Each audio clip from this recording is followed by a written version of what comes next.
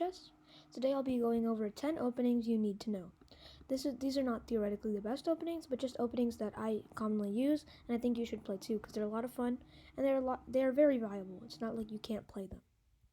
So the format of these slides and these openings are going to be that the name is on the title, then we'll say some resources about the opening to learn it, and then the basic plans in the opening, what you're going to want to do, and famous players who have played this opening. Also, there'll be a solid meter, and red means the least solid and green means the most solid. That where the arrow is where I think and how solid I think this opening is. So the two resources you can use are two chessable courses by FM Kamal Plikta. One of them is paid and has over 500 variations. It looks like this. And it is $30, but one is free and it has only 28 variations, but it'll get you up and going and playing the King's Indian in no time. The basic ones to King's Indian are you're going to sacrifice central control for really fast development. You're going to tax white center once you're fully developed, and then after that you're going to plan a huge attack in the king side. As you can see, this opening is very, very attacking, and if you like tactical aggressive chess, you'll like to play this opening. Famous players who have played this are Bobby Fischer and Garry Kasparov, and every time they sat at a chessboard, they played to win, and that's probably why they love this opening so much. On the solid meter, it's fairly solid. Maybe not as much as a couple others, but it's definitely playable, and it's been played at the top level for a long time. Now I'll show the basic starting positions of the King's Indian attack. So it starts when white plays the move d4, just a regular move. We're going to go knight f6. They're going to play c4. We're going to go g6, and we're going to prepare to fianchetto the bishop with g7 on the next move. They're going to, again, just try to develop and control the center. We're going to play g7, and one thing, d4 would lead into the Grunfeld, and from here we're going to play g7, and this is officially the King's Indian. e4, they're going to control the center even more. We're going to castle. Just, as you can see, we already have our two minor pieces developed, and we're already castled, so the development is extremely fast. We're going to play d6, just preparing to play e4. We might be able to play knight d7, or we might be able to play e4. It really depends on what you want to play. But as you can see, if we play e4, they can play this. We'll continue to develop, and they will continue to develop. As you can see, once they castle, we're going to try to maneuver our knights and our bishops and everything, all our pawns. We're going to try to push them up and just checkmate the white's king as fast as possible. And white will be trying to stay in control of the center and pushing his pawns down the board and attacking our queen's side. Okay, now I'll move on to the next opening. The Scotch. And the Scotch, there's two resources. There's about a 45-minute lecture, maybe a little bit longer, by the St. Louis Chess Club on YouTube, which is very detailed. Even though it's a little bit long, it'll definitely get you a very, very detailed understanding of the Scotch. And then there is a chessable course that it's quite an old chessable course, but it's still very nice, and I believe it has like 23 variations or something, 23 lines, and it'll get you very nicely prepared theoretically. Then we have the basic plans. The main plan of the Scotch game and the Scotch Gambit is to have a centralized structure with a lead in development, and you have to have central control. Most of the time, the positions result in an open game with many different opportunities. So you might sacrifice a pawn or two, but you'll have much more development and much more central control as compensation. Magnus Carlsen has commonly played this, and Garry Kasparov has played this once or twice. Okay, I will show you guys how this opening starts. So it starts off as a white opening, and I know we looked over a d4 opening or a defense to d4, but now we're going to look at an opening for e4. So it starts with e4, then black is going to reply with e5, then you're going to play knight f3, knight c6, and then finally you play this move. Instead of going for the Roy Lopez with bishop b5, or with the Italian game with bishop c4, you're going to instead play d4. And now if white, as you can see, this is the Scotch game. It's right here. And the main move is e takes d5 and knight takes d5. And this is just the Scotch game. And the Scotch game can lead to other gambits, but basically you'll just have you'll both be developing, but you have a pawn in the center and they don't. That's the main thing. Even if they may be one tempo ahead in development, you can simply capture, and it'll go on and on. But basically, you have a very open and nice game with you having a nice pawn in the center, and that black is not going to have a pawn in the center.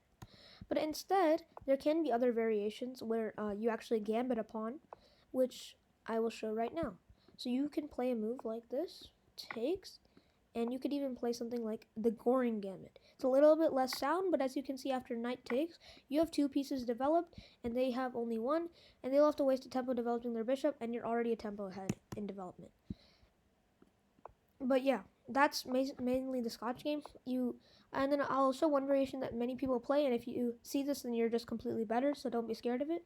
After takes, knight takes, then knight takes, and queen takes, you are much better. As you can see, you have a nice queen in the center which can control a lot of things. If they try to trade queens, which is the main move, you can simply take, knight takes, and look at this. You have a pawn in the center, and they don't have anything for it, and you're completely fine. Okay, I'll go over the next opening, which is the NimzoIndian defense. And if you're a solid player, this is definitely the opening you should use against d4. This is one of the most solid openings to ever exist. The basic plan is to create an extremely solid structure and equalize quickly. It's very easy to equalize as black with this opening, and you don't have to do much.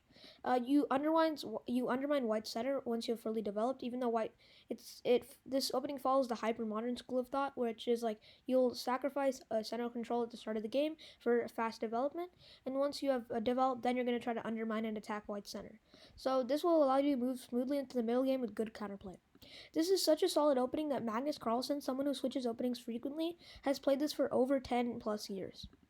Aaron Nimzowitsch is also the one who has developed this opening. I'm sure you all know him. He's a very famous chess player in the 18th and 19th century. So this is a resource I've frequently discovered, and this is a very, very awesome resource. It's by NM Chess Machine Live on Lichess, and he's a streamer.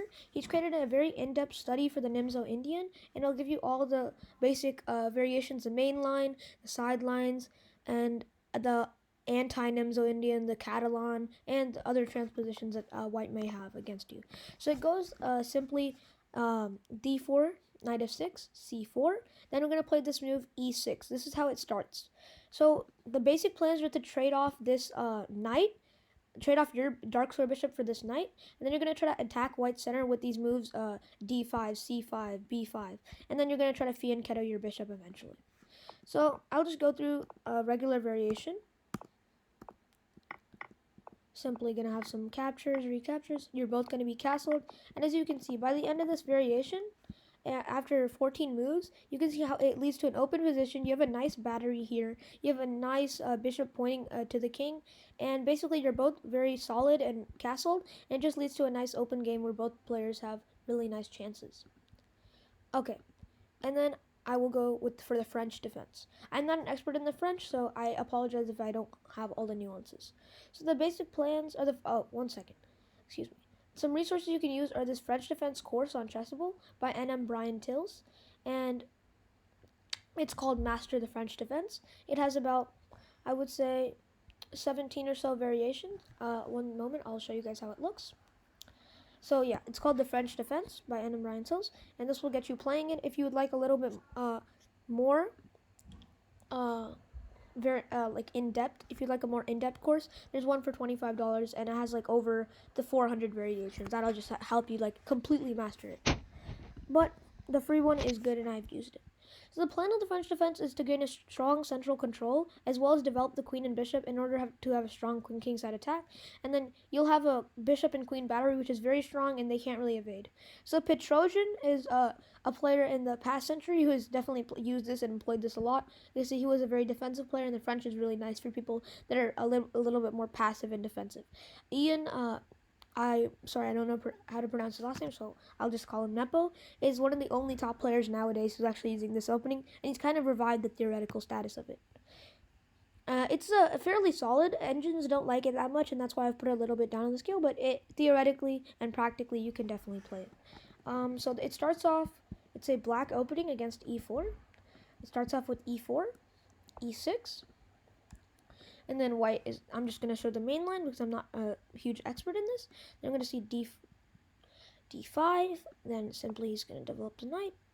We're going to go for the classical variation. You both are developed. He has a little bit more central control, but you're ready to attack in the center. He's going to pin your bishop.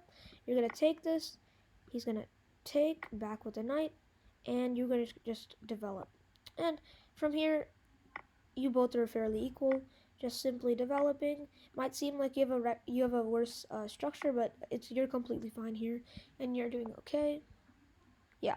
So basically, you're just gonna try to counterattack in the center with this move e6. But one downside to the French is that by playing this move e6 early on in the game, you are blocking in your light square bishop for the rest of the game, and you'll only be able to get it out in the end game. So that's the reason that a lot of players don't like the French. Next, we'll go for the Caro-Kann, and this is an opening I'm a little bit more experienced at because I played it for a long time. I'm switching to the Sicilian, but it's a very nice opening, and I feel like a lot of people can play it. So two resources that I personally used were the Caro-Kann move by move. This move by move series is a really nice chess book series, and it goes over the reasons behind the moves, and it just doesn't list you a bunch of meaningless lines that you don't know why you're playing the moves. And as you can see, Jeremy Silman, a really good author, and the author of the book Reassess Your Chess, even likes this as his favorite Caro-Kann book.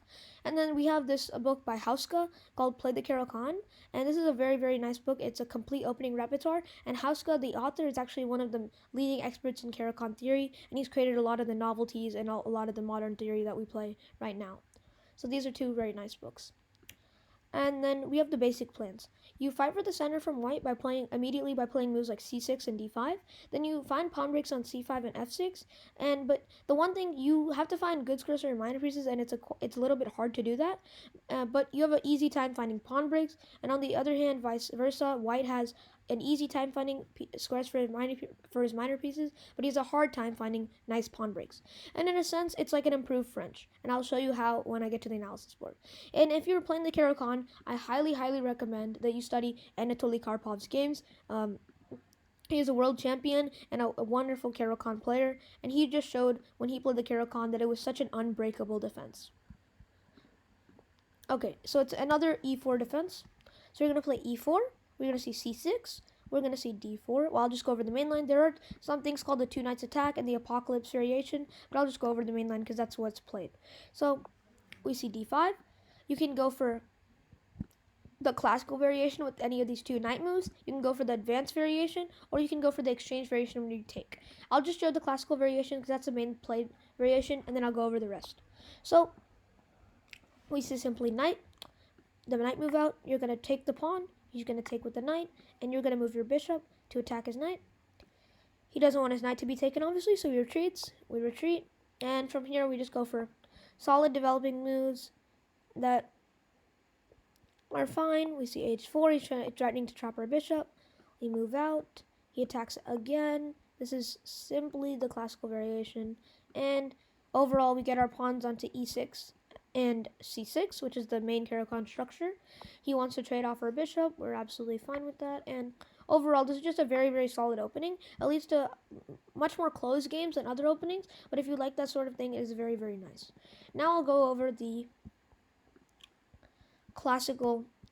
advanced variation, So it starts off with e4, c6, d4, d5, and here white is going to go for e3. And you might remember this if you're an advanced French player because it's very similar. He's going to try to gain as much space in the center and close the game off. You're going to simply develop your bishop, and there are other variations, but I'll just show the short variation, which was developed by Nigel Short, a world championship challenger. And so we see e6. We're closing off our structure. This triangle structure is another really important structure in the Caro-Kann that it almost shows up in a lot of variations. And then we're all just going to simply develop, and from here we just have a normal game. We're both just going to develop our pieces. We're going to come out, and this is just basic theory. So yeah, as you can see, it leads to a very close game, especially the advanced variation, but you both are completely fine and developed. So next I'm going to go over the exchange variation and the pawn of Botvinnik attack, which is a very fun line that I'd like to discuss. So here we see d4, d5, just the same setup, but here instead of playing moves like e3 or bringing the knight out and exchanging the pawn and taking back with the knight, you were going to instead just take everything off the board. You're going to just take, and you're going to have two pawns in the center, and he's going to go for this move, bishop d3. This is a reputation of being a very dry and boring line, but it does secure a nice game for white and black, and if you're just a player that doesn't like to learn a lot of theory and just wants to go into the middle game, this is a good line if you're white against the Caro-Kann.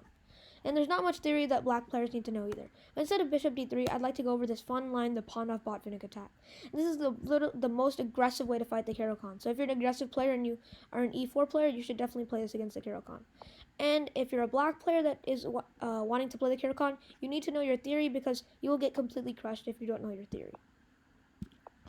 So simply, it's going to go into an exchange structure, everything is going to come off the board, and it's going to be completely fine. You're going to be fine, but just remember you need to know your theory, because this is a very, very sharp line. Okay, now I will go over our third to last opening, the Queen's Gambit. And this is a very, very fundamental opening, and I actually have recently started playing this, and I found a wonderful resource. It is another chessable course that has came out about last week, so it's a very new material, and it's called Short and Sweet 1d4. And this doesn't only go over the Queen's Gambit, it goes over all the d4 variations from White's perspective. And it comes with 1.5 hours of video instruction, which is usually a lot of money on other chessable courses, but they've graciously given it for free. This is 33 lines, and I'm not even finished yet, and I've used it in many of my games for very nice results. I've even got a game where I was +3 out of the opening just because I studied a little bit of theory from this course. So firstly, I can vouch for this course. It's very nice. So the basic plans are Gambit. You're going to try to Gambit one pawn in order to have a lead in development, and you're going to have very nice central control. You're going to develop a nice kingside attack, and it can lead to open and close games. Karpov and Kasparov have commonly played this, and almost every GM, if they don't play e4 and they don't play c4, they're playing d4 and they're playing the Queen's Gambit. Okay. I will go over some variations. I'll recommend a couple variations, especially for beginners in these lines, because these are very nice variations.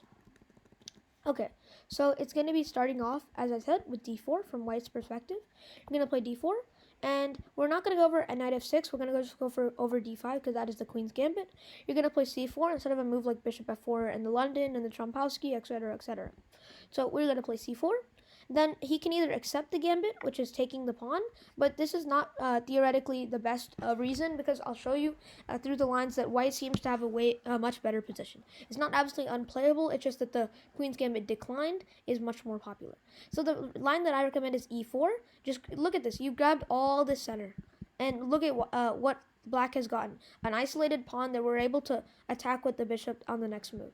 So he's simply going to play knight f6. What his plan is, in the time that it's going to take us to regain the pawn, he's going to try to re-attack in the center. That's Black's plan. So we're simply going to play this move. We're going to take. He's going to bring his next knight out.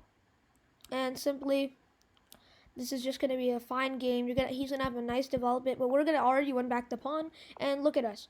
He has a very, very cramped position with knights on the same side of the board, while we have a very nice central control, pieces developed on good squares, and we're going to have a very fine game with castling and all these things.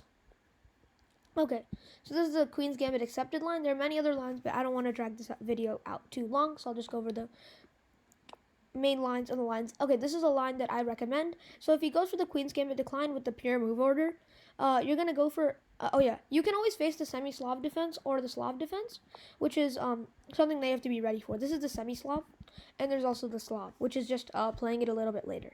And instead, we're going to look for the bishop e2, or that's the Petrosian variation, or this knight f6 variation, which is the main variation in the QGD, and this is the one you should know. So the line I recommend and the engine recommends is just the exchange variation. You simply take, and you have a fine game. You simplify the position, and you just have a very easy time finding what to do. You don't have to know a lot of theory. Just develop your pieces on good squares, and Black will do the same, and you both get a nice and playable game. So you'll just bring your bishops out, bring your knight here, bring your bishop out, and castle the king. Maybe attack this weak diagonal, or you can even double up and create a battery on the king side. So simply, that's the Queen's Gambit, very, very, very briefly and simplified, because it's a very long and theoretical opening, but I can't really go over all of that right now. Okay, now we're going to go over the London system. So the resources are the London chessable course, but even though I put this on here, I don't really recommend going over any chessable courses or any resources in general for the London system, because it's not really needed. It's a system, and the only one on this list, not really an opening. So you simply just have to know where to put your pieces and how to make your pawn chain, and you'll be fine. You don't really need to know too much theory, and you can create your own novelties and attacks, like you can castle queenside, kingside, it really doesn't matter. Magnus Carlsen employs this very commonly in his blitz and rapid games, as well as Hikaru Nakamura. And H. Karo is a famous player who's played this, and you might remember his name because he's one of the people that has developed the Karo Kan. So this starts off with the moves. 1 second. I'll just go to the analysis board really quickly. This starts off with the moves d4. And they can either play d5 or knight f6. We really do not care because this is a system.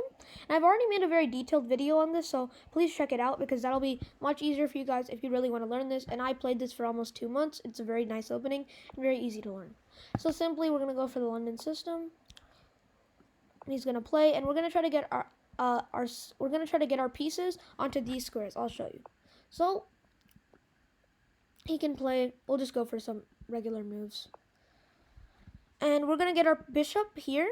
We're gonna put our bishop onto d3 or b5. b5 usually when the knight is on this square.